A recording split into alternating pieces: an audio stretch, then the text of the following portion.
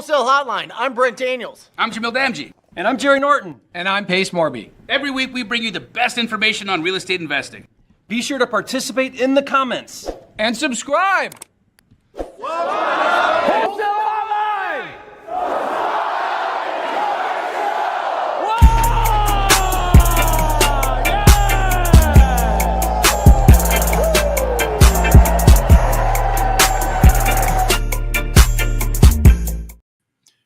Welcome to Wholesale Hotline number 284. Jerry Norton, Brent Daniels, hopefully joined by Jamil Damji and Pace Morby here shortly. I am having a little bit of technical difficulties with my camera here, Jerry, so we're going to swap that out here any second. But it's like Twilight Zone over there. It's wild. It's like a wild party over here. Yeah. It's just going, it's like a strobe light type of thing. But welcome everybody in here. So good to share a Monday with you, incredible real estate entrepreneurs. Because let me ask you this to the audience: do you love friends?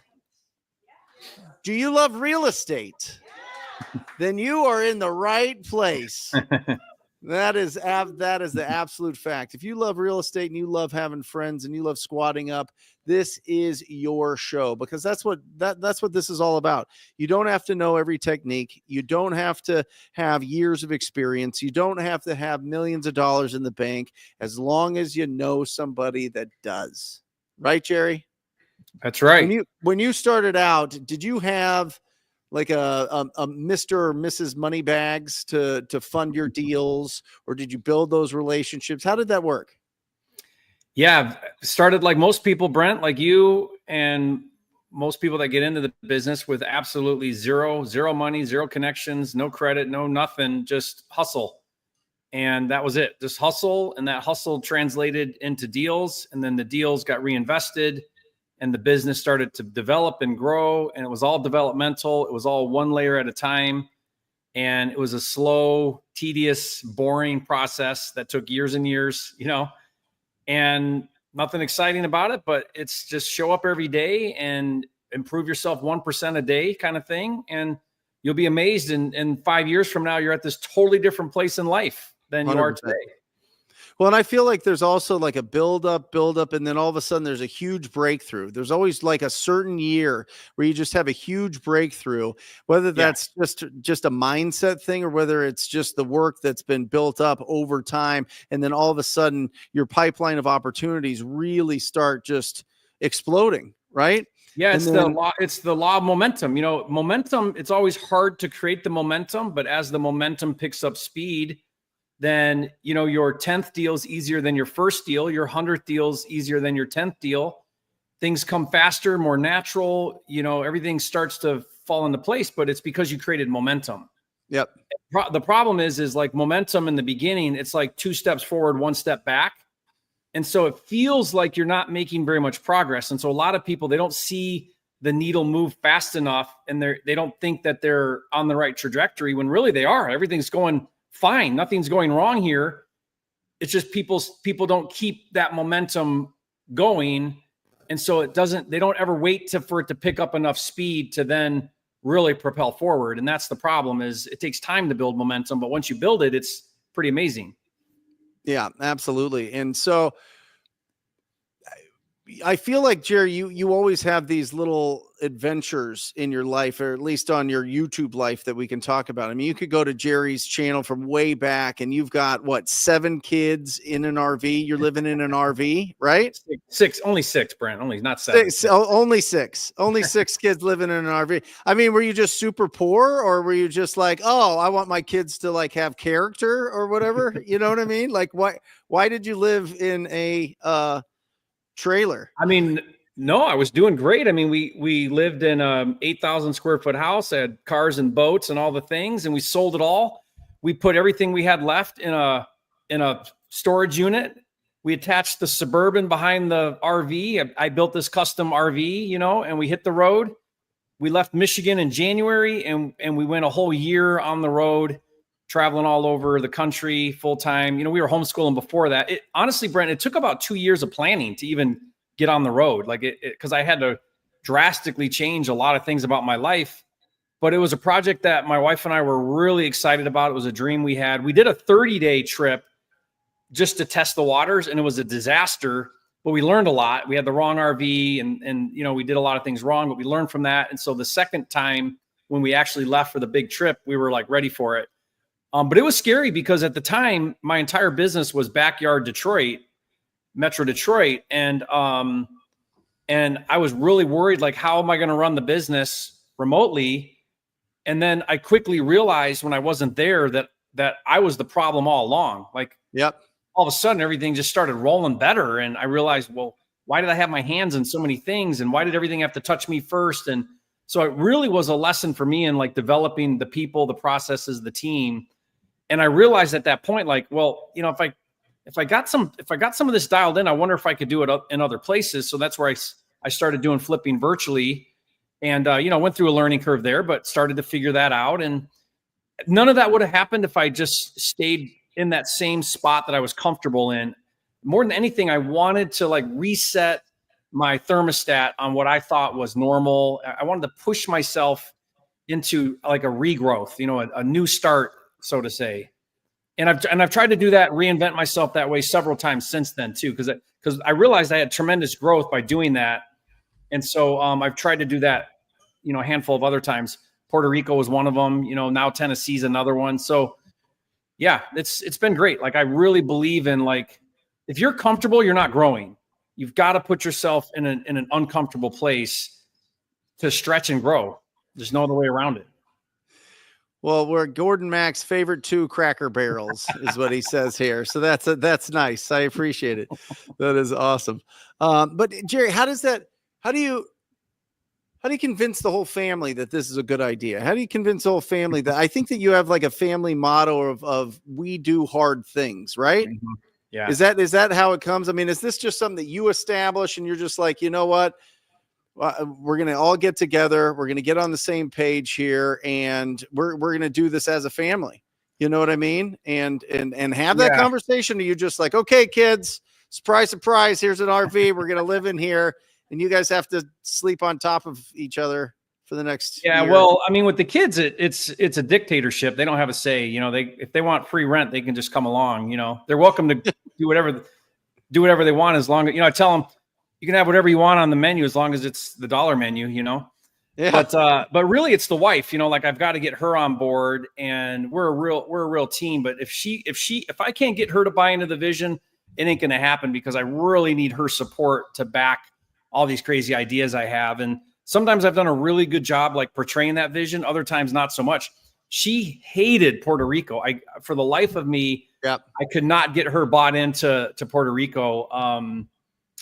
She was kind of kicking and screaming the whole time. So we put in 4 years. I mean, we did 4 years, 5 tax years, but, and I wanted that to be like a longer thing than it was, but, she didn't like it there. And so, we had to transition out of that. But yeah, I think you're right. Whoever is the visionary, I think a family is very much like a business. You need a visionary and an integrator for a family to function well. Yeah. Now those roles can be shared, but you need both of those in a family.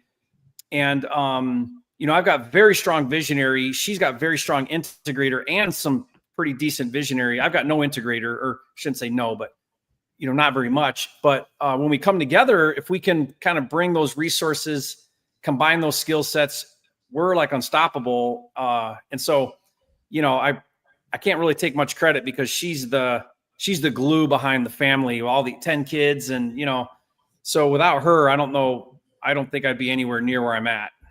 No chance. But I love it. I mean, did you wake up, Jerry, and you're like, oh my gosh, I've got this one life to live here, right? And I want to experience all the things. And so I'm going to just keep challenging myself. I mean, why not just chill? Why not just, you buy your farm, you got your goats, you got your chickens, you can just chill out. You don't have to buy another piece of real estate. You don't have to have all these different apps and resources that you give to the community and coaching and all that. Just let AI yourself, right? Pace is doing it. Pace is turning into an AI. We're trying to do it. We have an AI tool. Yeah. Yeah, Jerry's trying to do it. Okay. You guys are turning into AI. Just be AI and run off into the sunset. Why not? Well, I mean, I think there is a day in the somewhere future where I do want to slow down on the operations side of the business. And you and I have this conversation because you're somebody, Brent, that I rely on people like you that I can bounce ideas off of, and you give me honest feedback because I just know you have a level of experience and you're real with me and stuff. But I do want to move into a role at some point in time where I'm less operational and more strategic in the business, meaning, lending, software, kind of a little bit more on the peripheral, not so much right in the mainstream. Slow down maybe on all the content. I don't know. I just, but I still have a lot of energy, Brent. I love doing it and it's fun. I hate seeing where our industry's at right now with the regulation and some of the narrative on the street right now. I hate that so much. I wish there was a way we could fix that, like, overnight. Yeah. But I think like if you don't love what you do, then you're going to wake up and you're going to bring not the right attitude, not the right energy. And I don't ever want to be that way. If I ever don't have the heart for something, I hope I have the courage to change and do something different. Yep. Agreed. No matter how much money you're making. Let me ask you this, guys. This is a question and answer podcast show, friend hangout, community, whatever you want to call it. Make sure that you are chatting in. Make sure you're putting in the chat where you're doing business. Make sure you put in there any questions, any challenges that you're facing. If we're saying something that maybe you're not familiar with in regard to any of the real estate terms that we're talking about, or business terms, please put it in the chat. That's what's going to keep this show going really, really, really smooth and really exciting, and I think bring the most value. So make sure that you guys do that. Also, if you guys don't know, Wholesale Hotline on any of the podcasting platforms has a new episode out 7 days a week. So make sure you check that out. It is, if not the most, probably the second most listened to real estate investing podcast after the big monster that Bigger Pockets is, but we're right under that, which is really exciting for a true like real estate investors speaking about it. And so definitely check that out and give us some feedback on that. We would love that. We would absolutely love that. And if you're getting value, make sure that you hit a thumbs up on this as well. But how up to date are expired listings on PropWire, Jerry? And explain to everybody what PropWire is. Yeah. So if you don't know, PropWire is a seller data software. It's funny you mentioned PropWire, Brent. Today we launched our new membership sites. They went live today. We have 2 different memberships. We have a gold membership and a premium membership. You guys really got to check this out. We've introduced now a lot of AI into the data, which is, I think, the right move right now. And what we've done is we've created 11 new custom lead types using AI. And so what we do is we take a certain type of lead and we use AI to stack on a bunch of filters, update the data real time, and give you really, really powerful leads. Also, part of our premium leads is our exclusive county courthouse leads. So this is like tax liens, code violations, bankruptcy, divorce, probate, stuff that you can only get at the county courthouse level. So we either extract this manually or through, calling the county courthouses, the website, but like it's not data that we can buy in bulk, like all the regular data that people are used to. That's easy to get because you can buy it, right? And we buy millions of this data now in bulk. So the way it works now is there's basically 3 levels. There's basic, which is still free to everybody. We've always wanted it to be free. You can, under the basic level, really, you just create a login, doesn't cost you anything.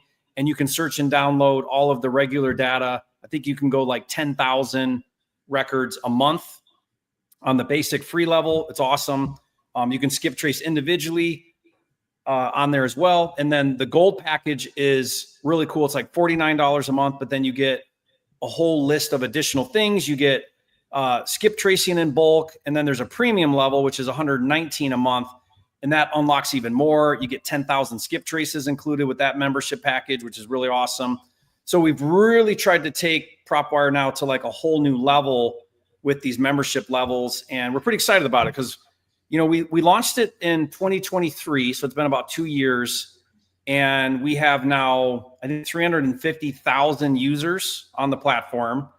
I think everybody knows about it pretty much. Like if you don't know about it, even if you're using one of the subscription models, like one of the other competitors, most people are still using it, because what I use it for is, even if it's an MLS lead or driving for dollars or PPC, PPL, whatever, is I still do all my research on there, because it'll tell me mortgage data, interest rates. It'll tell me when it sold, who bought it, when they sold it. I can comp on there. So it's not just like data for leads, but it's also a fantastic research tool. So I love it for that. I mean, you should be using it every single day, one way or another, in your business. And again, most of it you can use for free. It doesn't even cost you anything to use a lot of the services. So that's pretty cool. Cash buyers are on there. Any special promo codes? Well, just those new pricing on the gold. So if you go to propwiregold.com, you can check out the gold package. If you go to propwireleads.com, you can check out the premium package. It'll kind of break down those two different things there. And I'm going to be releasing some content this week too, kind of breaking down the differences and what you should do. But I wanted it, Brent, like for no one to have any excuse whatsoever to get leads in front of them, get data in front of them, and be able to start doing deals. And that was the real vision with PropWire, was like, there's no paywall to hide behind. There's no data up charges and all this. And so, here we are 2 years later, and we're pretty excited about where it's gone from then. Incredible. And, today's show is all about cash buyers. You can pull them right on there. Let's talk about some of what would you look for quality cash buyers? Because the cash buyers are going to pull up, and they could be just, people buying a $5 million house. It could be somebody that's just buying a property cash for their daughter or their son or their family or whatever else. So how do we find like the actual investors that we want to put our deals in front of?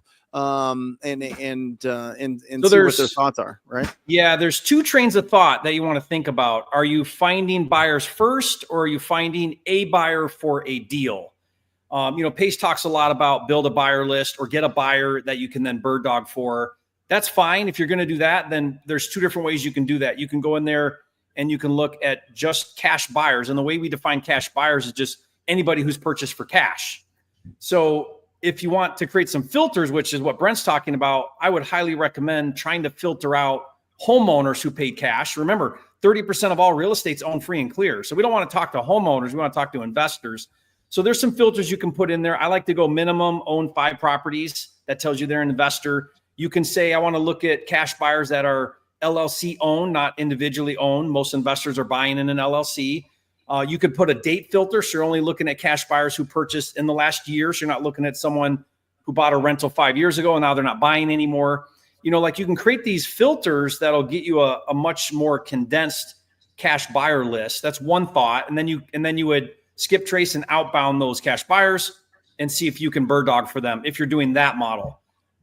What I like to do, since I'm good at acquisition, if anybody's good at acquisition, you're probably not doing the reverse model, like buyer first, deal second. You probably want to find a buyer and build a list. And what I like to do, Brent, then with that one is I got my deal under contract. I'm ready for dispo. I'll narrow in right to the neighborhood, or like, half a mile from where my contracted deal is. And I want to find the local neighborhood flippers. And so then what I'll do is I'll just concentrate into that area, and I'll just look at the 15 or 20 buyers that I find in that neighborhood. And those are the ones I want to call first, because if they bought across the street, they're probably interested in this one too, right? Is the idea. So that's one thing. The other thing that you can do is we have a flipped properties lead type. And the way that filter works is anybody who's bought cash, and it's not even a cash thing. So they could use financing. It's any transfer of ownership within an 18-month window. So the thought process is if they bought it today and they resold it within 18 months, maybe it's a flipper. Now, obviously not all of those are flippers. What you need to do is when you create that list, go click on the individual property, go up to the history, and you'll see real quick. I was looking at one right before the call today, and what you'll see that they bought it for $150, 2 months ago, and then yesterday it closed for $225. So, in a couple months, they went from, there's a spread. That's what you're looking for. And then you're like, okay, I know they're a cash buyer. I see what they did. I see what they bought it for, what they sold it for. They're in my neighborhood. That's what I'm looking for. I want the flipper who's actively doing deals in my neighborhood, and I can see what they're doing. I'm basically spying on their activity by doing that. Now I know what they paid. I can take my deal to them with somewhat of an idea of like what they'll pay for property. I can do more research on that owner. I can see how many properties they own, what else they're doing. You know, it's not like Investor Lift where you got all these tools just for that, but it's got a lot of the same ones, and all that cash buyer stuff you're doing totally free. It doesn't cost you anything. You can find all the buyers you want for free. No. What about their phone numbers? That you would have to skip trace and do the research to find those numbers. Yeah. And does PropWire skip trace for free? No, there's a cost for skip tracing. Yeah. So you would want to get, if you're doing a lot of skip tracing, I would get one of the packages, you know, that you can do, the bulk package deals we have. Otherwise, I think it's like 10 cents for an individual skip. So, you know, and by the way, like everyone talks about skip tracing, we pay for the same data for skip tracing as all the other big players do. So, you know, if you're saying, hey, your skip tracing sucks and this one's better, it's the same skip tracing. You know what I mean? Like you're not measuring apples to apples if you're coming up with that usually, right? So in fact, we split test all the time, and we actually feel like we come out better than some of the other leading competitors on skip tracing. So, well, George just made $10,000 using PropWire to find cash buyers. Congratulations, George! Great. That is. I'd love awesome. to hear how he did it. George, leave a comment and say what technique did you use in PropWire to find your buyer? Like, which one of those methods did you use? And how'd you find the deal? Love to hear that too. Yeah. We'll do a full little mini case study here for you. That'd be awesome. Yeah. Absolutely. Now, a little trick I do, Brent, to save on, like, if you don't want to pay for skip tracing, is if you're looking for flippers, then like one thing you can do is we have MLS data in PropWire 2. You can go to sold MLS and then stack that with cash buyers. And now it's actually a deal that's sold, and you can go research out who their agent is. It's great. And then I just call the agent. I'd rather call an agent that represents a buyer than I would the buyer anyway.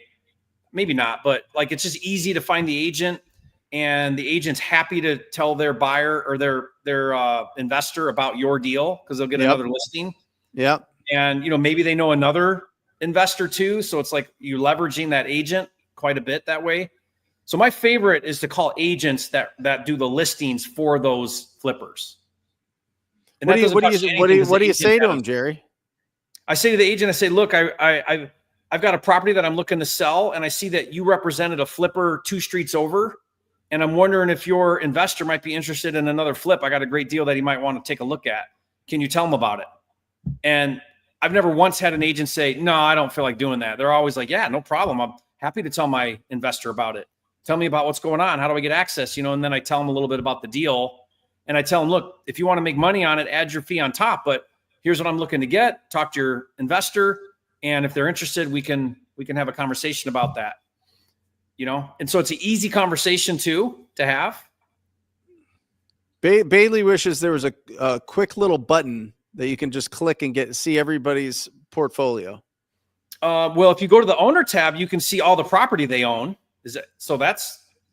I mean, have you done that, Bailey? Like when you click on that cash buyer, go to the owner tab and it'll show you all the properties they own. And then if you want to see those properties, just then put that address in the PropWire and it'll tell you all about it. When they bought it, what they paid, all of that. Awesome. So you can do that. Let me switch tracks here a little bit. Guys, put in your questions here. But Kathina asks, can you explain integrator and visionary? Great question. Mm-hmm. Yeah, that comes from the book Rocket Fuel. Highly, highly recommend you read that book. Yep. Who's the author? Gino Wickman. Wickman, yeah. Basically, the premise of the book is every successful business has to have a visionary and an integrator. Now, it doesn't necessarily mean partners in the business, but there needs to be someone that's high visionary. They're the ones thinking of new ideas, trying to integrate or trying to implement new products, new services. They're the ones that's like driving the entire company to new levels. That's the visionary. Mm-hmm. Now, most visionaries, they're big idea people, and they're really, really bad at implementing. Like they come up with a great idea and everybody else has to like clean up the mess behind them. You know, you look like a Pace Morby. Pace Morby is a very high visionary, but he's got a fantastic team behind him that puts into practice all the crazy ideas he comes up with. And by the way, they probably tell him no 9 out of 10 things he comes up with. You know what I mean? Yeah. Or let's table that, Pace. We're not going to look at that right now. You know what I mean? So that's a visionary. An integrator then is obviously that's the one that's going to do all of the processes, the steps, the hiring, the tools, everything else. Just talking about you, Pace. Dude, we have the largest dust storm I've ever seen in Arizona. Completely just come in and like take all sorts of stuff down in my house. So I've been outside like are you seeing this, Brent? Yeah, we got alerts. It's not crazy here in Central Phoenix, but it's gonna be. Is it a haboob? Haboob, it's a double D haboob, bro. Yep. It's massive. Yeah. I'm so sorry for being late. I get home at like 4:45. All my trash, 4 dumpsters are full all over the neighbors' yards, like hygiene products you could imagine. Diapers? Any poopy diapers? Poopy diapers, the whole it's a mess. Trees are knocked down. It's a whole thing. What are we talking about, guys? They probably love it. Visionary and integrator. What is the difference between a visionary and an integrator was the question. Yeah. Pace versus Molly. I really think, listen, it is, I think it's a fallacy that people go, oh, I'm a visionary. Yeah, maybe, but you got to earn it. You got to earn your integrator. You are the integrator. If you don't earn your integrator, you are just you're just a dreamer. You're just you're just in your own head. You're just always going to be disappointed with the outcome in life because you think it should be one way, but you're not putting in the work to make it that way. And then once you get to the point where you've earned the right to have an integrator, hire somebody. You don't have to go 50-50 partnership with everybody. That's what I did growing up. That's what I did. I always played team sports. I always had this, like I loved the team more than the individual performance type of thing. And it was a huge mistake, right? You can hire incredible people that will replace you in the integration standpoint, but you don't have to just partner with them day one because you're lonely, day one because you need a cheerleader, day one because your family and your friends don't understand what you're trying to accomplish. Go out there and earn the right to hire an integrator. Yeah, these are really good points. So my dad, who's like 67, sends me a text message this morning. And he says, I'm rereading the book Rocket Fuel. Which one do you identify with? I'm like, wow. Dad, what are you talking about? Like, what do you mean? What do he's like, no. I know you're a visionary, but like, I guess what I'm really asking you is like, how did you find your integrators and your operators? Like, who are they and what does that look like? So I sent him a picture of my team, and I'll show you guys a couple of the pictures. So I sent him a picture of my team and I said, here's the people that run my business. They trust me. I think visionaries typically, first point Brent made was so good. You have to earn the right to be a full visionary. You have to earn that right. I'll give you a good example. When I started my construction company, there's painters, obviously. I can hire painters, but I needed to prep the house. I needed to sand the baseboards. I needed to pick up the paint, meet with the customer, collect the money, do the things. And then I also needed to prep the house. And so I would prep the house. Then the painters would come in, they do their job. After they left, I took the paper, I rolled it all the way up. I swept the house, I cleaned and mopped the house, and then I collected the check from the client. Well, guess what? I also landed the job, bid the job. I sold the job. That's the visionary's job. But I was doing integrator roles the whole time. I call this hugging toilet. So I found myself multiple times. It's like this lady, I get this job from, paint job. She calls off an ad. I go meet her. This is visionary activity. Creating an ad, integrator.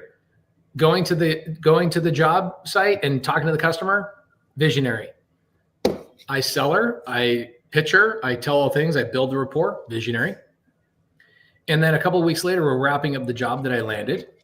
And she's like, Pace, where are you? She's walking through the house and I go, I'm up here.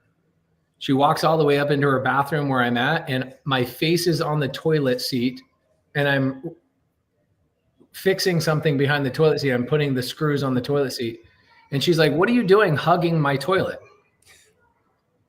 And I just remember that moment in my mind. I'm like, I'm doing the integrator's job. So one day I can deserve to attract a quality integrator. Yep. And I can move into being a full-time visionary. And so Brent's point is, guys, you have to set up Mojo Dialer yourself. You have to set up Go High Level yourself. You have to pull the list yourself. You have to set the appointment yourself. You have to fill out the contract yourself. When I jumped into wholesale, it was the same thing. I literally ran all my ads for PPC, or I found the companies that did it. I did my own direct mail campaigns. I called the mail house. I spent the money. I pulled out my credit card. I did the billing, the bookkeeping. I did the reconciliation. And then I was also in my Prius driving around, knocking out contracts. And, I remember it's like 1 minute I'm spending money on PPC. The next minute I'm in this living room with this lady. And this is one of my best appointments I've ever done. And this lady, we get down to closing the contract. She says, man, I'm so glad you came early because I was going to sign the contract with the next guy. And I was like, who's the guy you were going to sign with? She goes, this Pace Morby guy. He was so charismatic over the phone, but he just this, that, and the other. And I'm like, I'm filling out the contract. I go, don't write your name on the contract, write your LLC on the contract. She was convinced it wasn't even me. And so I was, playing this game of like the visionary, charismatic, closing the deal, doing the thing. But 45 minutes ago, I was running a PPC campaign, being an integrator. Brent could not be more right. You have to do everything in the beginning yourself. Yeah, you're the CEO and the janitor, guys, right. In the beginning. It's a hustle season. It's a rite of passage. It's getting the experience. It's understanding how to run a business here in America. You know what I mean? What value do you provide? Now, if it's all in your head and you're just always thinking, I have great friends, man, great friends that, growing up, they would be listening to Tony Robbins and they would get pumped up and they would get excited and they'd put on their suit jackets to do work from their home office. Right. And they'd be ready to they'd be ready to start making some calls or start doing anything. And then, you know what, I'm going to get more pumped up and I'm going to think about all the things. I'm going to write this whole dissertation on, how great this business is going to be and could be. And then they never did anything. And then they got a job and they've been in the job for their whole entire life. You know what I mean? People underestimate that season. I told this story a couple of days ago on one of my YouTube videos. One day, my daughter-in-law, Britta, my oldest son's wife, we were sitting around the table and she says to me, I just don't want to have to think about money. Yeah. And I looked at her and I said, then you won't have any. Yeah. I said to her, look, in order to change your life, you have to do your 9 to 5. And then after your 9 to 5, you start your 6 to midnight. And your 6 to midnight's your side hustle. And it's all consuming. When you're driving in the car to your job, you're thinking about your side hustle. When you're lying in bed at night, you're thinking about your side hustle. The side hustle cannot become the full hustle unless you put everything you've got outside of that job into that. There's no other way. There's a season where that's what it looks like. Like you've got to make that huge sacrifice for the side hustle to then become something more than a side hustle. Yeah. When I tell people on average, it takes 7 years to become a millionaire in real estate, they lose their minds. They lose their minds. How dare you say that to me? I'll do it in 12 months. How dare you say that to me? I'm going to do it in the next 90 days. How dare you say that to me? I'm going to find the deal of a lifetime and I'm going to be a millionaire and no problem. Okay. I'm just telling you, been doing this since 2004. I've had thousands of conversations with people. They all want to get to a point where they're financially independent and like a tiny fraction actually do it. And it's the people that do the boring work. This is what I tell my kids probably every day. I tell my kids, you can take orders or you can take risks. You decide. Yep. Take orders or take risks. I got that. You don't want to take orders if you want someone telling you when your lunch break is and when you can work and when you can have vacation and where you got to be and what you got to do. If you don't mind that, take orders and go do a job. If you don't want that, then you got to take risks. There's no other way to call your own shots but to take risks. Did you come up with that? I don't know. I heard it somewhere probably. Oh, that is. I'm gonna put that. That's your saying now. That is great. Okay, you're gonna trademark that. By the way, mom of three in the side chat, mom of three, please pay attention to me. This is such a good question, and I want to put it in the side chat, the link to join the show. Here's what I would do. In the side chat, you guys will see a link right now that says StreamYard.com GT25G3JSI3. Super annoying link, but that allows you to come on here and actually chat with the boys. Okay, mom of three. This question is so good, but it really depends on you and your circumstances and who your personality is. Okay, on market or off market. I was lucky. Very, very lucky that in the beginning, I started in the thing that I should have started in. Jamil got lucky. He started in the thing he started in. I started in direct to seller, and I learned how to get in the living room of a homeowner. I'm so grateful I did that because it's way more challenging and requires, in my opinion, way more skill than talking to an agent. Okay, so if you have sales chops and you have charisma, think about what I was doing before I became a wholesaler in 2013. I was marketing to homeowners as a contractor, getting in their living room, building rapport, trust, listening to them and what they wanted, what they needed, finding a solution for them, submitting a bid or an offer, following up, competing with other contractors, following up, landing the job, doing the work, closing escrow. I was basically already doing the business before I even started, right? Like now as a wholesaler, what do? You market to people to get in their living room, to build the rapport, to get the trust, to listen to their situation, to find a solution, to submit an offer, to then solve their problem. You don't get the contract right away, so you got to follow up. You're competing against other people. Guys, it's literally, I was already doing it. And I'm grateful I landed into direct to seller. Direct to agent, I would argue that if I'm putting somebody who's never had any sales experience, I would put them directly in to direct to agent, because the agents a lot of times will make it a little bit easier for you because they're incentivized to get a deal done.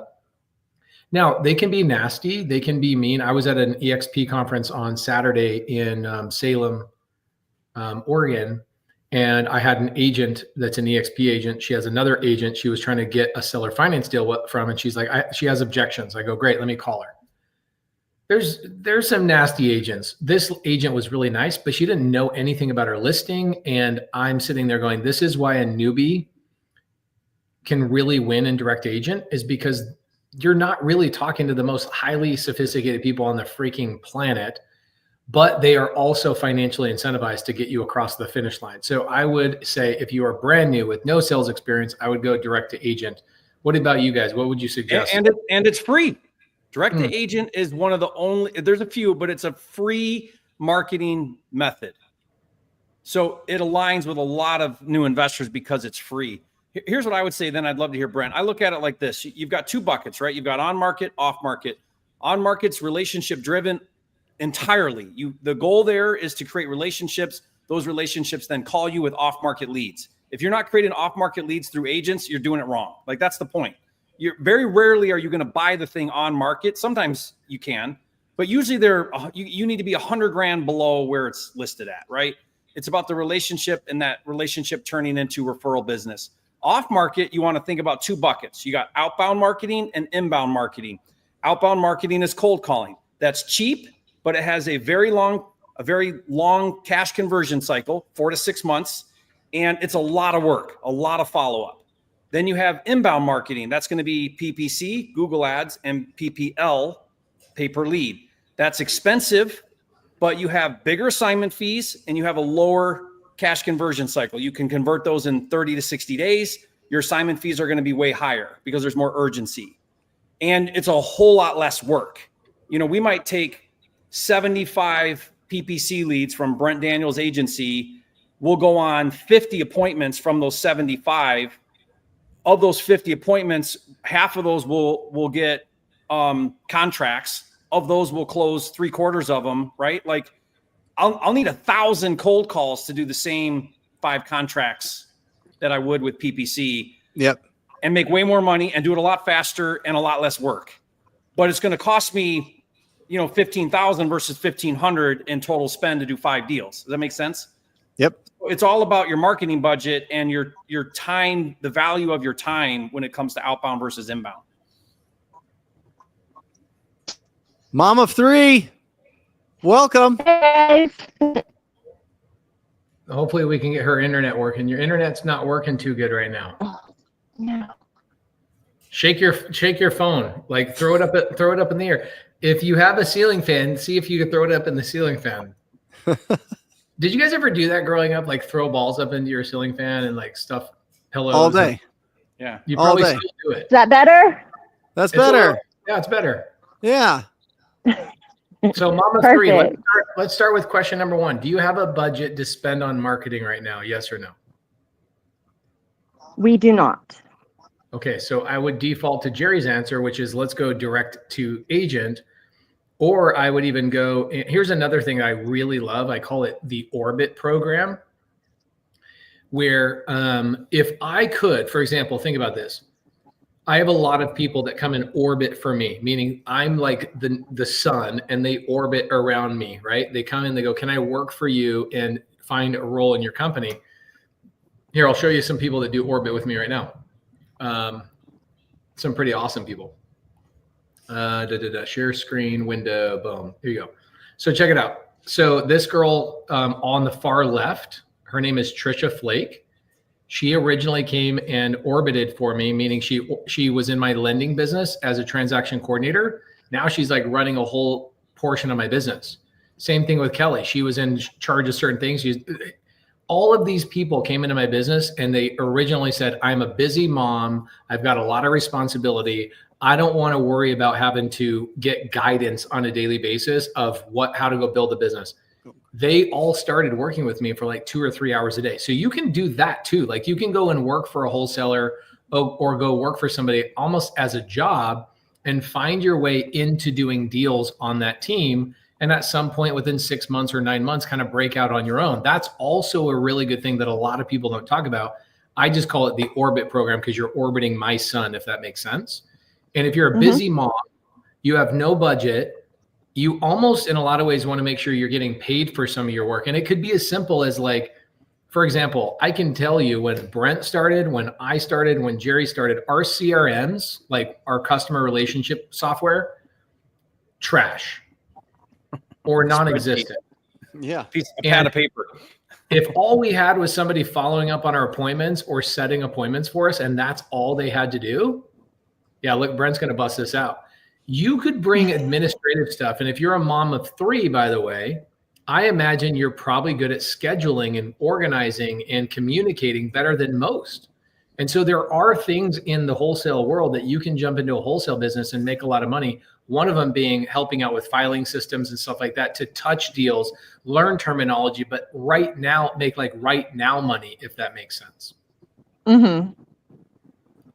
You probably are pretty busy, right? Yeah, I have the 9 to 5 and the 3 kids. Okay, cool. So what I would do is, have you ever looked at my YouTube channel about like transaction coordination and how there's a lot of people in my community that make like $30,000, $40,000 a month as a stay-at-home mom as a transaction coordinator? I've seen a few different videos. Yeah. Okay, the one video I want you to watch, I'm going to send it to you guys in the side chat, is Ella Ray. She does even transaction coordination for Jerry Norton. I'm going to give you guys this link. She makes 60 grand a month. And she is like, even now, she sends me texts all the time. Like, I still can't believe I'm doing this part-time. So transaction coordination might be something really good for stay-at-home moms that don't want to risk anything. You don't want to spend money. You want to make money now. And more importantly, the cool thing about transaction coordination is that the wholesalers like a Jerry or a Brent or a me will go out and run into a burning building, closing a contract. But we don't want to look at paperwork ever in our entire life. And we'd pay you thousands of dollars to make our lives easier. So I would go and watch that LRA one. What makes you want to be a wholesaler? So I'm tired of working for somebody else. I just want to be my own boss and provide for my kids. Okay. There's 26 avatars in real estate. Okay. And wholesalers are like basically compile 3 of them. You don't have to be a wholesaler to do it. I think wholesale is probably one of the easiest ways to do it. But here's the thing. It either requires money to get in front of sellers, or it requires time.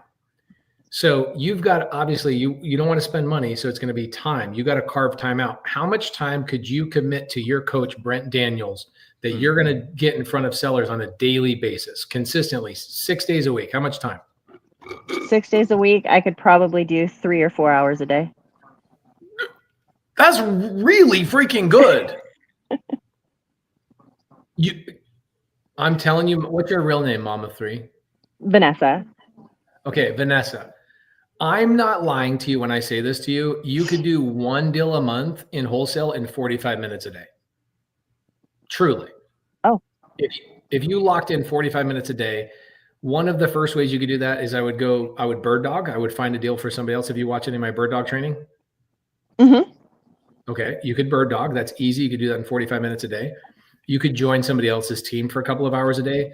Or hell, why not go door knocking with other people and go after foreclosures? Those are free too. Door knocking foreclosures is like, this is an interesting thing. I don't want to put you in harm's way. I've never heard of anybody getting hurt knocking foreclosures, but I have basically, I can't guarantee this because somebody's going to go out of their way to prove me wrong. But I tell everybody, if you can prove to me that you knocked 100 foreclosure sellers' doors and you can't get a deal, I will give you $5,000.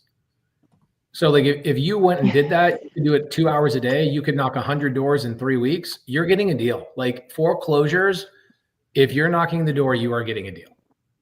So you could go that route and that takes a couple hours. The best thing, where do you live? In California.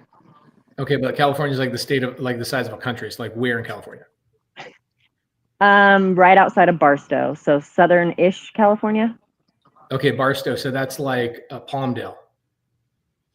Yeah, right around Palmdale area. Okay, cool. So here's what I would do. I would either go into my free Facebook group, which is Creative Finance with Pace Morby, or the Wholesale Hotline Facebook group. And I would type in the word Barstow, okay, in the search bar. Like literally here, watch how easy this is. Let's show you how simple this can be, okay? Free resources are built all around us all the time, and we build cool things for you guys. So let's go to my Creative Finance Facebook group. We go to this little search bar. Let's type in Barstow. Okay. Please, for the love of goodness, have a bar. Okay, there we go. So Majid is in Barstow. Mary's in Barstow. These people are doing Mary Barstow. They've got deals under contract. Okay. Giancarlo, he's in sub 2. Gustavo, all of these people are in Barstow. What I would do is I would go and reach out to these people and go, hey, I'm in the same city as you. Can I go door knocking with you? Can I go find deals with you? What are you doing to find deals? Can I participate? And I would go and shadow them like today. I would go do that. All right. Sounds good. Okay, perfect. Yeah, and I think, listen, Jerry, you were hitting on it with on-market properties. There, with any conversation that we have with property owners or agents, you're really trying to understand 4 things, right? The condition of the property, their timeline to sell, their motivation, and their price. Well, when you have a property that's listed, you know what price that they'll accept. You know that they do want to actually sell the property, which is huge. The condition of the property because it's there, and their timeline is probably as soon as possible.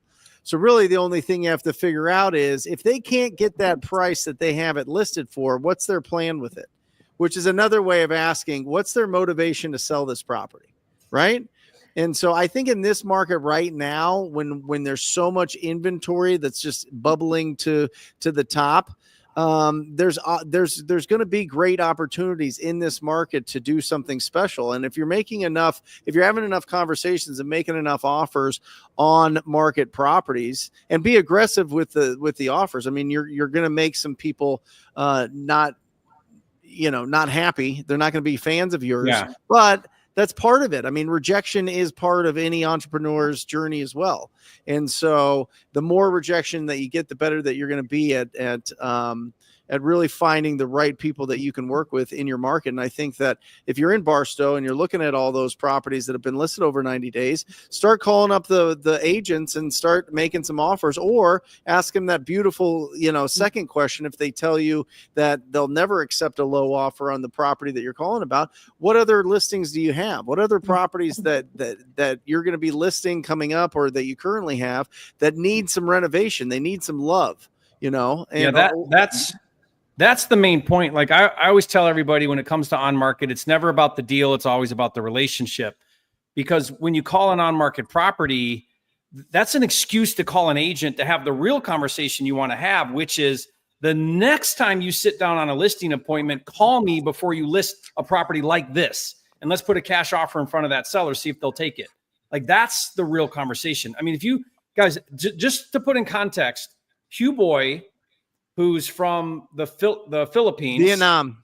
That's right. Vietnam. Yep. He does $1 million a year in wholesale revenue from agents, none of it from listed properties, all from agents, from referring off-market leads.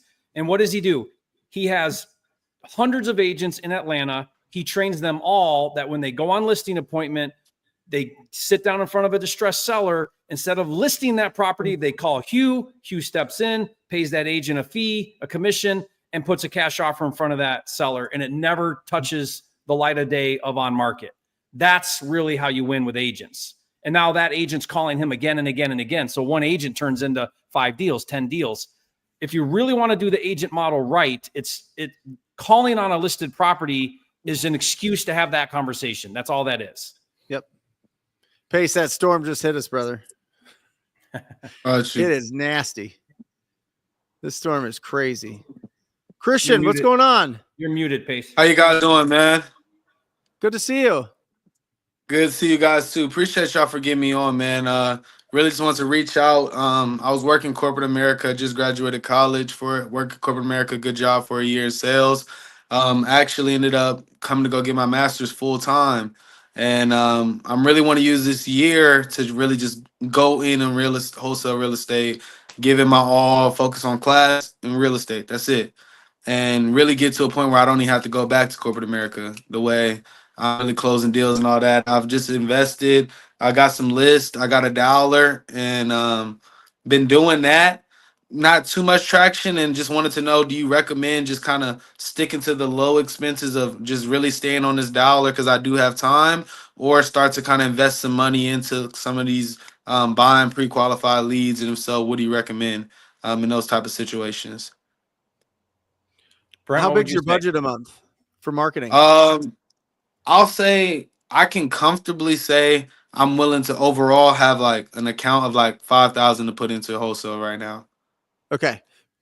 But that's not a month, right? That's just over time. That's just like what I feel like. Like at least I'll put that into the end of the year. Like I would say, like to go to December, that would be kind of what I would be comfortable to invest in the wholesale real estate right now.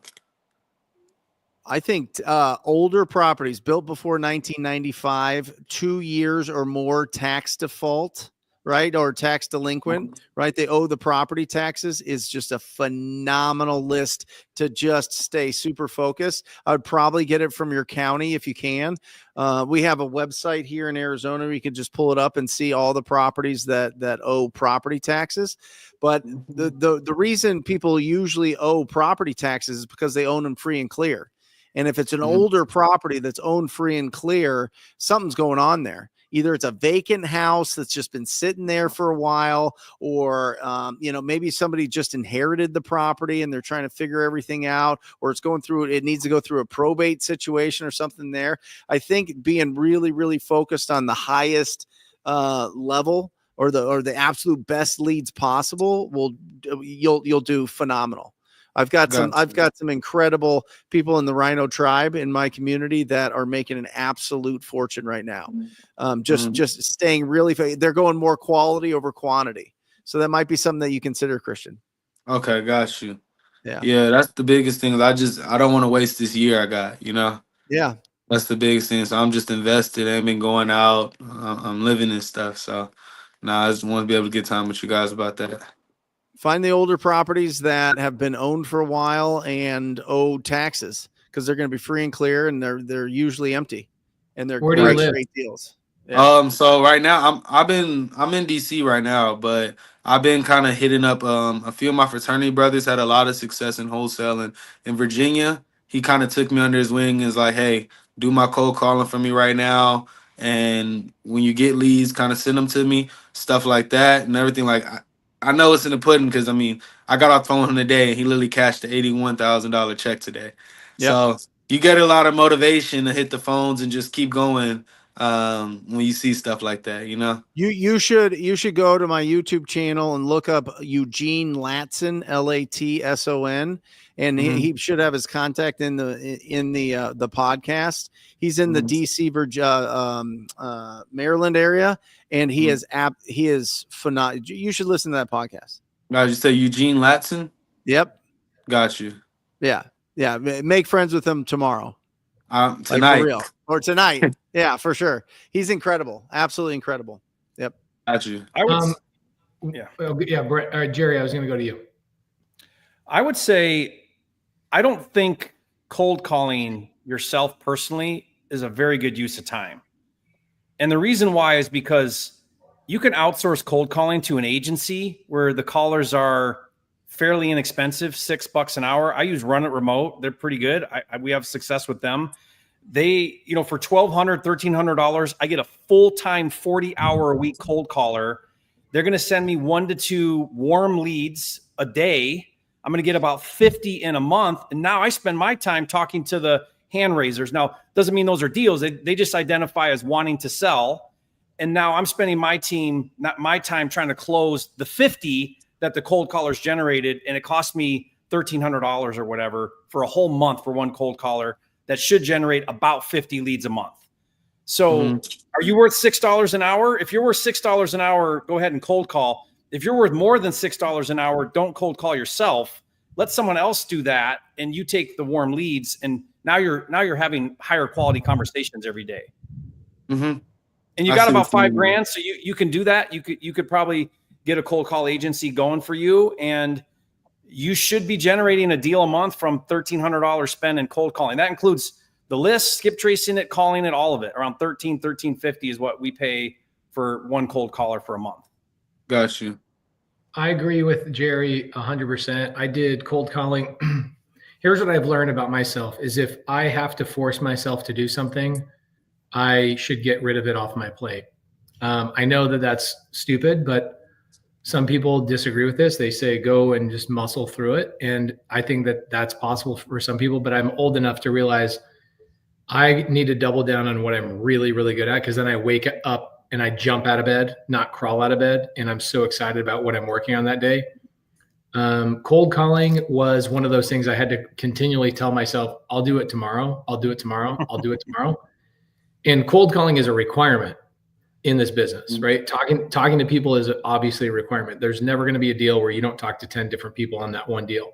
And when I hired virtual assistants, it changed the game for me. There's even companies out now that are doing the cold calling for you for like $1,000 a month. You can get, 400 leads a month from like a company called prop.ai. They're a good company. There's other companies that do the same thing.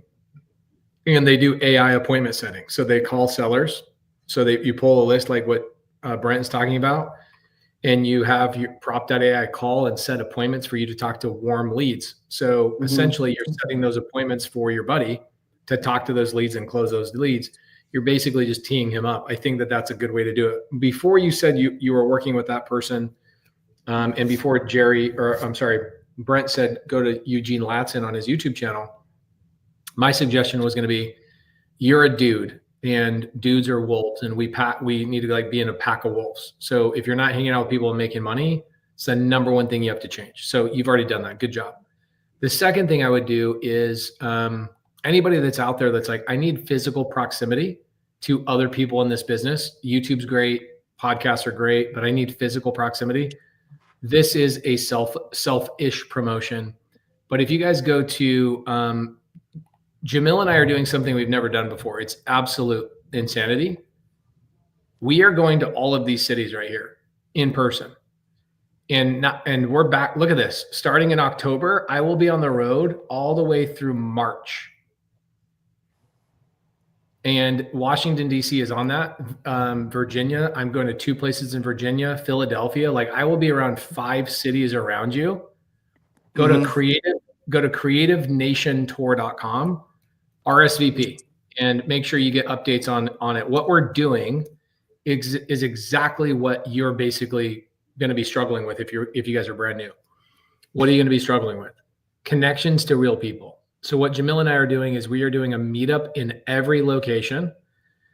We are calling and texting everybody we know in our communities, Brent's communities, Jerry's community. Like I am calling and texting everybody. And we are going to do an average of 500 person meetups in over 100 cities. That's 50,000 people that I will meet in 100 days. My voice is already beat up, but this is going to be another level that I've never encountered. And what we're doing at these meetups is the first 2 hours is we are getting people paired up on teams and calling agents and showing you a free way to go generate leads that doesn't cost you any money. And we're going to be doing that for 2 hours and show you how fast you can go 0 to hero in just 2 hours. And it's going to be live demonstration. And then there's going to be networking and food at the end, completely free. Nothing to sell. I don't even have merch to sell. We are just going to go on a mission to show people collaboration and show you how to connect with people in your city. So go to creativenationtour.com. Yeah, you'll see us there. You'll see us in every one of those cities. But you're doing the right thing. You found your friends. You got people there. And cold calling is a requirement, dude. Like the second I got cold callers, holy crap, bro, TTP all over that shiz. I was talking to people like crazy. So Pansy, yes, thank you. Mo says, I'm tired of this BS. So Mo's E, I'm sorry for whatever the BS is that we're committing. What BS? Who knows? Jax Acosta Rubio. What's up, Mr. Rubio? How you doing? What's up, boss? How you doing? Really good. What do you got for us? How can we help you? Nothing, man. Honestly, I just didn't realize my camera was on. Not gonna lie to you guys. I was really surprised when I saw myself up there. I was like, hey, that's a good looking guy right there. You clicked on so you were already on the live. And Isaac Santana says, Pace, why are you spending 5 days in Miami? Because I am running a retreat and I have Grant Cardone, Patrick Bet-David, a bunch of really cool people coming to a retreat for my mastermind. Oh, Mosey says, you're BS. Awesome. Tell me more. I need to hear more. Jax, what do you need in your business? What did you come here to learn today? How can we help you? Honestly, I've done some cold calling. I've done 3 deals so far off Zillow. Just like a madman. Honestly, I don't know what other marketing channel I should do besides cold calling. If it's useful to hire some cold callers with some VAs, if it's useful to do some like PPC or buy some PPL. No idea. I mean, I probably have like 3,000-4,000 I could spend a month for the next like 5-6 months. I just no idea what the marketing channel should be done. What city do you live in? Salt Lake. Okay. Did you see I just did a big meetup in Salt Lake like 4 weeks ago? No idea. And you could have come there and hung out with like 300 people that are all doing deals in one location? I could have. Would have been smart of me, huh? Well, yes, it would have been smart of you. So here's my suggestion. You seem like a really smart guy, meaning you probably have a day job, correct? I did, not anymore, actually. Yeah. Okay, so you got time on your hands. I do a lot of times, so I'm cold calling. Would it be better for you to cold call for somebody else's team, or do you prefer to be on your own right now? I have cold called for other people's teams before. That's how I did my very, very first deals. But I try to do for myself now.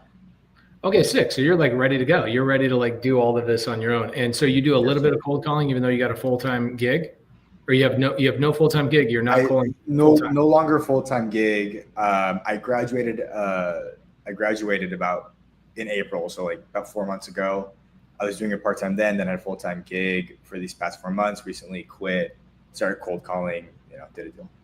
And why haven't you transferred over to inbound marketing channels at all?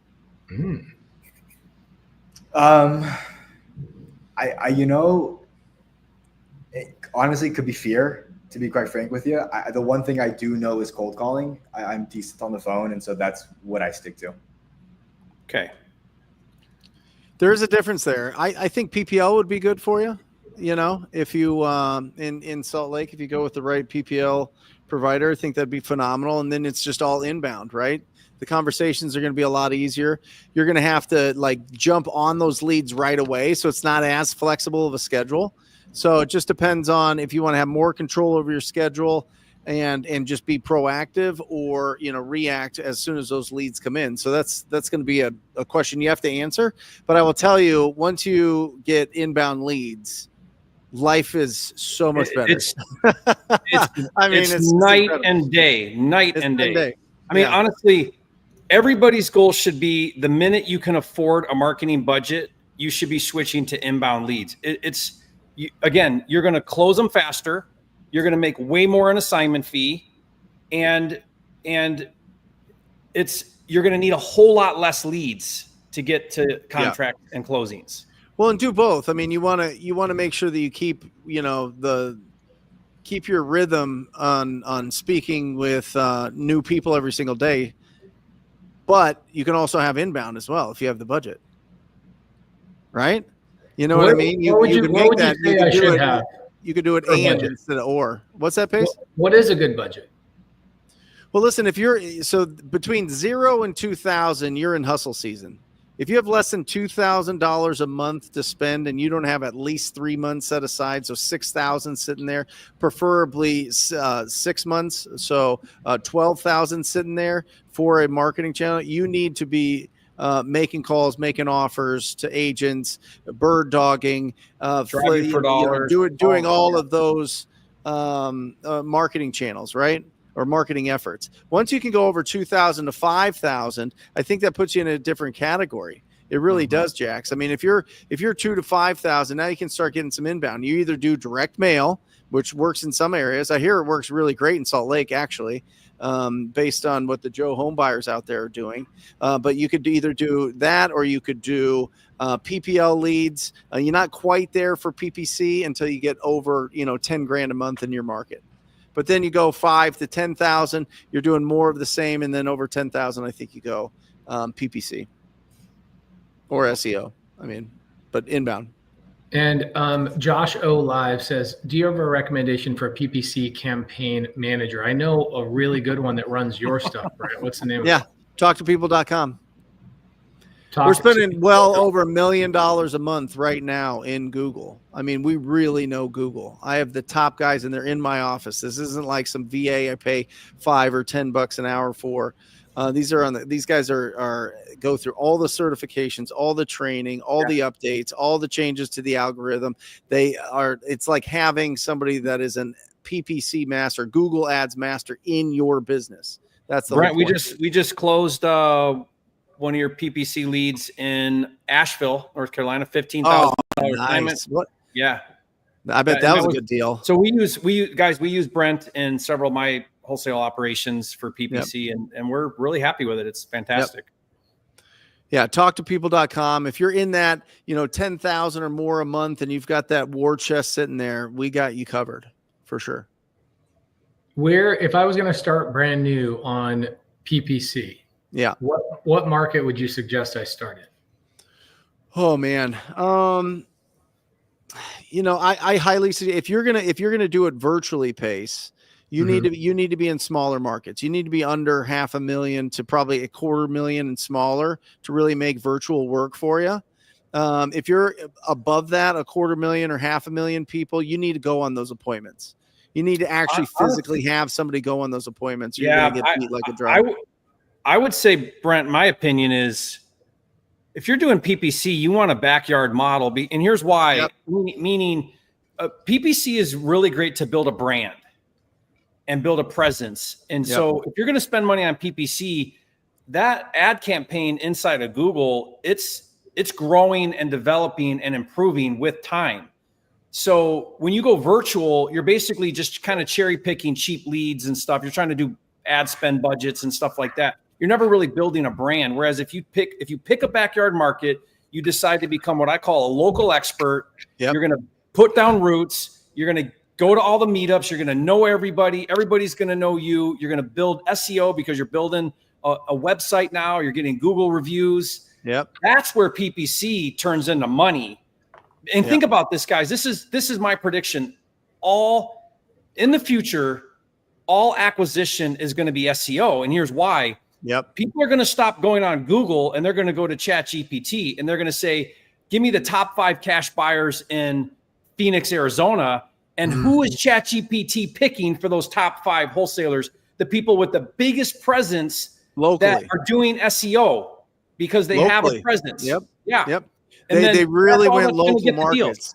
Yep. Yeah. They're going to get all the deals. I just brought on the top SEO guy in the country. You wait, Jerry. I know. I'm going to make you even richer. I think virtual wholesaling is actually very short-sighted going in 2025 and going into the next 5 years. I think if you really are going to excel at wholesaling, you got to build a market presence somewhere. Pick it. I don't care where. I mean, you can live virtually, but like this whole nationwide thing, I think that's going to be extremely challenging. And again, why? Because ChatGPT is going to replace Google, and ChatGPT is only going to serve up the top producing referrals, right? References that are doing SEO and have a presence. And a quality presence too. There, you can really screw it up.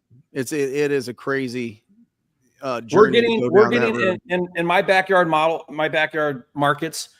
We're getting every single deal we close. We meet the seller. We get a referral, a video that goes on the website. Like, we want Google to rank us. Yep. And we're going to play the long game, and we're going to do the work to get ranked on Google.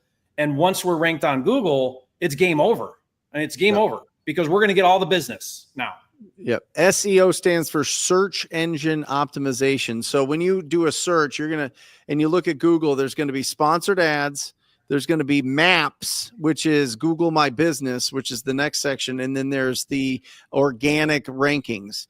What SEO does, if you're really good at your local market, puts you in the maps and in the organic rankings. And some people will not click on sponsored ads. They just don't trust it. They'll only go down to the non-sponsored ads. And if you're in all 3 places, it's game over in a local market, especially some of these smaller markets, Jerry. Holy cow. Yeah, because guys, you got to think about it. It takes a lot of work to get on page 1 of Google, right? Yep. You just got to, because Google's only going to put you on page 1 if you're the real deal. And they know how to find out that you're the real deal. So if you invest, become the real deal, you're on page 1, you're getting all the business, and it's free now. You paid the work up front, you're on page 1, you're getting all the free clicks. Look at Mark, Joe Homebuyer franchisee, 57,500 assignment tonight. Mark is killing it. Mark is great killing job. it. Mark's incredible. Yeah. What mark is it? Congratulations, Mark. Tulsa, Oklahoma.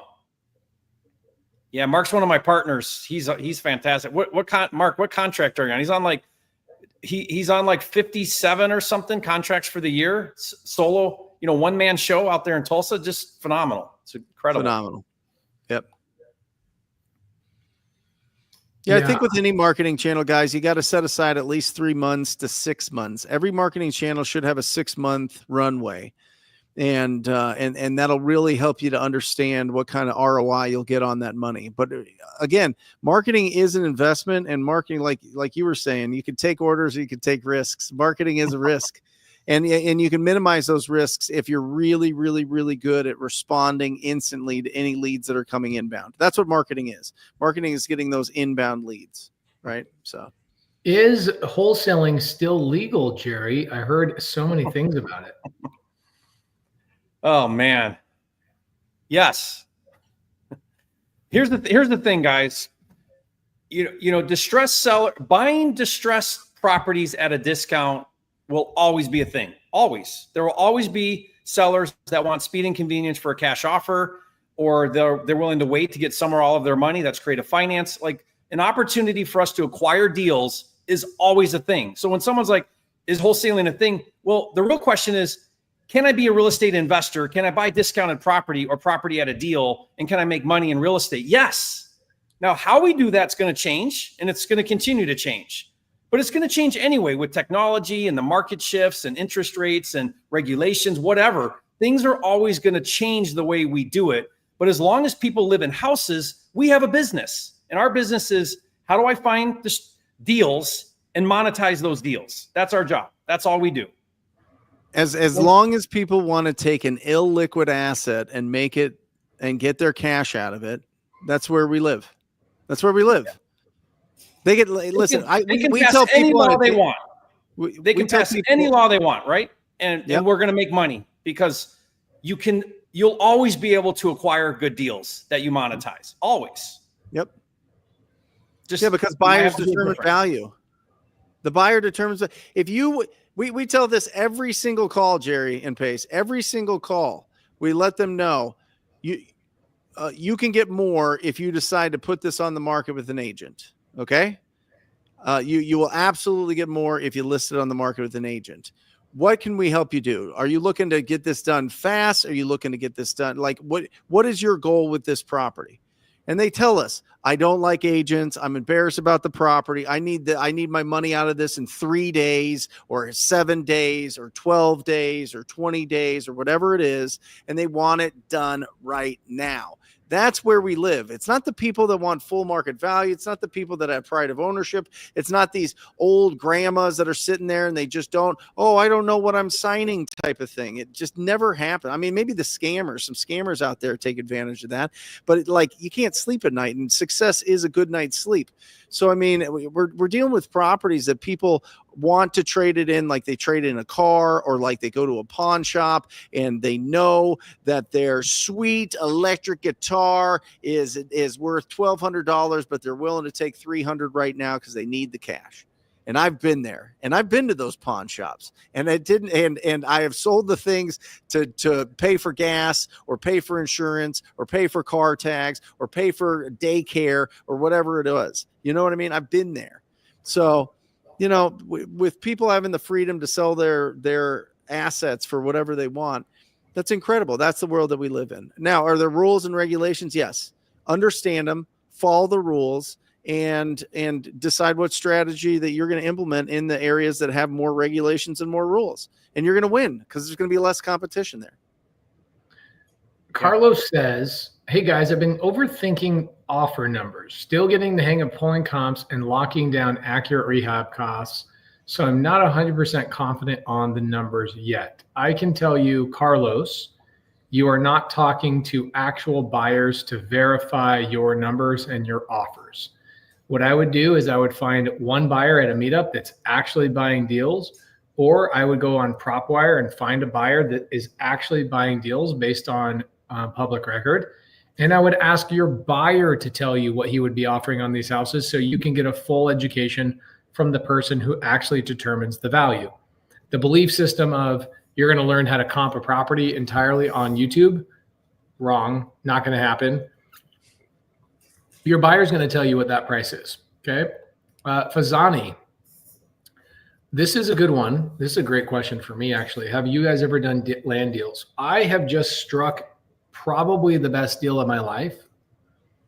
I am building, I'm on path to buy my first 20 lots to go and build my first 20 car washes on my way to my first 500 car washes. I just partnered with a billionaire who sold his car wash company to Warren Buffett in 2016. Jerry, you just met him the other night. We went on a triple date. Vic, my buddy, I just struck a deal with him where we are going to go and build 500 car washes, and I will need 500 pieces of land. For those of you guys in sub 2 or Gator or top tier TC, tomorrow night, I have a training with Vic, my billionaire buddy, talking about the land that we will be acquiring. I will buy 2 pieces of land almost every week for the next 4 years. Signed the biggest deal of my life. It's huge. Each one of these car washes produces $43,000 a month in net cash flow, and they cost $3 million to build, and I can do it all with creative finance, which is awesome. I'll be doing a lot more training on it in the future. So yes. And I'm sure that Jerry and Brent have wholesaled a lot of land before. In fact, I think Brent has one of the best disposition managers on the planet on his team that does incredible with land. Do you guys run into much land on your PPC stuff? No. Yeah, I mean, if we did the search terms, we probably would. I feel like land is more of like an off-market strategy. What do you guys think? Yeah. You're calling sellers directly. You're not these are not on market, and these sellers are not answering mail for the most part. At least, I don't know. Maybe I'm completely wrong there. I'd have to look up how many people search like sell my land in Phoenix. I could get that stats and see why we're not running that. Maybe we are. Maybe we just don't run across it much. This is a good question for me. Why don't you buy an existing car wash? Well, because I believe that an existing car wash can produce $6,000 to $7,000 a month in net income. That is a job. I'm not interested in a job, and also I'm not interested in buying onesie twosie things. The business that I'm currently building for car washes, every one of them will be branded identically. They will have identical equipment, identical systems and vacuums, and everything will be exactly the same. Because when I go and sell these, my plan is to sell these to a fund at some point in the next 5 to 7 years. They don't want onesie twosie stuff. So I think existing car washes are great for people that want to buy and hold their first portfolio, something in their portfolio. But you are buying yourself a job if it only produces $6,000 to $7,000 a month. So not interested in owning those unless I maybe 5 years younger. If 5 years earlier in my phaseology, I probably would have wanted that, but no. Let's see here. What do we got here? Okay, Mr. Mosley. I have a pretty hot seller here. Wow. What's her name? In Jacksonville, North Carolina. The home has no appliances, however. She seems to be interested in seller finance. What do I need to close the deal? There you go. Mark, your partner, says, Mr. Mosley, just get them to sign the contract. Spoken like a true closer. Mm-hmm. Great question. Here's what I would do is, first and foremost, Mr. Mosley, I would find a buyer that would buy the deal. When you're brand new, the number one problem with every newbie I run into is they go and they talk to sellers before they have a buyer. And what will happen is you'll spend all this time going through anxiety, going through all the things and stressing out. You'll get the contract and then you go, now what? And then you realize that you locked the property up way too high. You didn't get good terms and you have to go back and cancel with the seller. The best thing for you to do is find somebody in Jacksonville, North Carolina, to go on that appointment with you and joint venture with you on your first deal. They'll go on that appointment. They'll talk to the seller. You can see them do that in person. You can watch them sign the contract and they can buy the deal from you. That would be my advice, so you don't have to mess it up. Okay. Let's see here. How can I get the contract standard purchase and sale agreement, or should I just hire a real estate attorney? Pacescontracts.com, I think, is the name of mine. Brent, do you have one? Oh, yeah. TTP Insider. TTP Insider. Mine's TTP has a talk to people. And I think Jerry has one too. Yeah. Wholesalecontracts.com, free. Boom. There you go. 3 different places. Easy. Piece of cake. Okay, cool. Anybody buying RV parks in Oregon? Yeah, I know a lot of people that buy RV parks. On Wholesale Hotline, probably not. Let's see. Who do we have in the side chat that is buying RV parks? Reach out to Bobby. Bobby is in sub 2. He actually is involved in a mobile home park and he's doing a bunch of stuff. I would reach out to Bobby right here. He is on the screen right now. Reach out to that handsome son of a gun. Jerry, what do you have coming up this week? What do you have going on? What can we promote? How can people show up to things you're doing? Let's see. What am I doing this week? I'm just home here on the farm this week, working on content. I don't have anything special going on really this week. Just regular stuff. No new animals? No new animals this week. No. Okay. You don't have any webinars coming up or any trainings coming up? Well, yeah. I mean, we do webinars twice a day, every day around the clock, but it just depends on what you're trying to do. But yeah. Okay. Brent, what about you, brother? First and foremost, let's talk about your PPC company. A bunch of people in the side chat. What's the name of the PPC company again to get started on maybe running my own ads? Yeah, talktopeople.com. talktopeople.com. If you're kind of in that in between, maybe you're between 2,000 and 5,000, and we run into a lot of those guys, Pace and gals. I think understanding and learning how to run Facebook ads and Instagram ads is really, really a great way to get you to the next level. And we do a great job with a done with you training for that my guy, Jesse Pearson, teaches. And he's spent millions through Meta and Facebook and Instagram. So I would encourage you guys to check that out. That's talktopeople.com/Facebook. talktopeople.com/Facebook. It's absolutely incredible. And the people that are in there are getting incredible results. And if you're in that, if you're now in those big budgets and you're ready to get the absolute best, fastest, highest quality leads, it is pay-per-click. Intent-based marketing. There's nothing like it. Then Facebook ads, mailers, TV, all that, not even close to PPC in the intent and the speed of which they're ready to make a decision. So definitely that should be the end goal for everybody to get to that and to learn how to use and leverage Google. And we got a live show. Wednesday, the Brent Daniels YouTube channel. I encourage everybody that's on here, if you have subscribed to Jerry and to Pace and Jamil, come join us on the Brent Daniels YouTube, and vice versa for everybody that is subscribed to the other ones and haven't subscribed to all of them. Literally between the 4 YouTube channels is probably, I don't know what people would have charged, not 40 grand, 50 grand for, a 6-month mentorship type thing. Right. So definitely back in the day. So definitely go and check out all the material that you have there. You have everything that you need. And I will not be here next week on the show because it is September 1st. And that is my 44th birthday. And I will be up at the cabin enjoying that with family. So there we go. I love it. It's so freaking hot down here, dude. It's 120 freaking degrees. It's insane. I can't believe we just got used to just living in this. It's bonkers. Well, not right now. Right now, it's like we're freaking in Puerto Rico. Yes. Speaking of Puerto Rico, I will be also going to Puerto Rico on my tour. Guys, go to creativenationtour.com. Text me your dates so we can plan that. Yes, I will be with you on Thanksgiving on the farm. My wife and my kids, we're pulling my kids out of school to go on the road for 5 straight months. My goal is to meet 100,000 people in person. If I don't need throat surgery after this tour, then I did it wrong.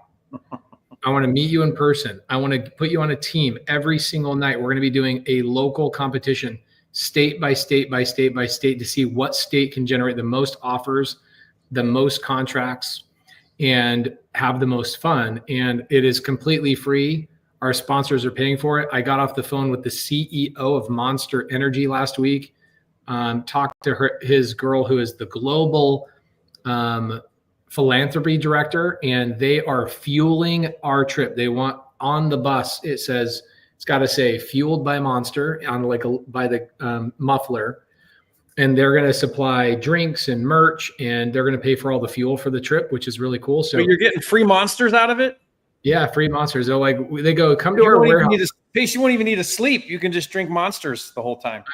I know. And so for those of you guys why did he get Monster to sponsor the trip? Because I like Monster. That's why. Okay. It has nothing to do with real estate. Base's favorite is the orange one. Yes. And so they're sponsoring it. We got a couple of other sponsors. So that allows us to not charge for meetups, not charge for anything, not have to sell anything. We just want to meet everybody and pair you up with people, because the number one thing that's going to keep you from being successful is not being attached to a tribe, not being attached to other people in your local market. It's great to be on YouTube with us. It's great to be a part of this, but really you got to be part of one of our communities or see us in person and see how it all works. So creativenationtour.com, go in there and RSVP. Wholesale Hotline episode 284. Are you kidding me? I wanted to talk only about PropWire today and buyers. Can we move that to maybe next week? I want to call buyers, and I want it to be like an episode where we call buyers and we get a couple of buyers, so I can use this episode over and over and over when people DMing me and say, how do I find buyers? I just want to go, we'll watch this. Are you wanting, let's talk about it. Are you wanting to call buyers to set up bird dog relationships, or you want to call buyer? What's your goal with that? How do you want to do that? Yeah, that'd be great. I want to call, basically what I want to do is call these buyers and say, hey, I noticed that you buy properties in such and such location. Okay. I'm brand new to real estate. I don't know anything, but I do have friends that do wholesale deals, and I want to bring those wholesale deals to you. Would you pay me a fee if I found wholesale deals to bring to you? Okay. Yeah. That's essentially what I want to do. And I just want to get some yeses, like, yeah, absolutely. I'll buy deals from you. That's all. Let's prep so we have people ready maybe to even call. That way we're not wasting time.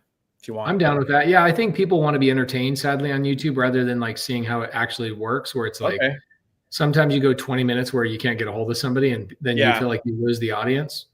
That's what I'm worried about if we do that. But yeah, everybody in YouTube right now, go on Instagram and DM me and tell me whether you would prefer us to pre-set up calls with buyers so you can just hear us talk to as many buyers as possible. Or B, if you want to be bored for an hour and a half and watch us talk to maybe 4 buyers in an hour and a half, let me know in my DMs. Wholesale Hotline, we are out. Love you guys. 284. We'll see you next week for episode 285. Or just say squat up. So squat up and enjoy the show. Yeah. Yeah. Okay. 1, 2, 3. So squat up and enjoy the show. What are you doing? I didn't say nothing. Why? I don't know. Okay. So squat up and enjoy the show. Cool. I think we should use the one where Jamil doesn't say anything.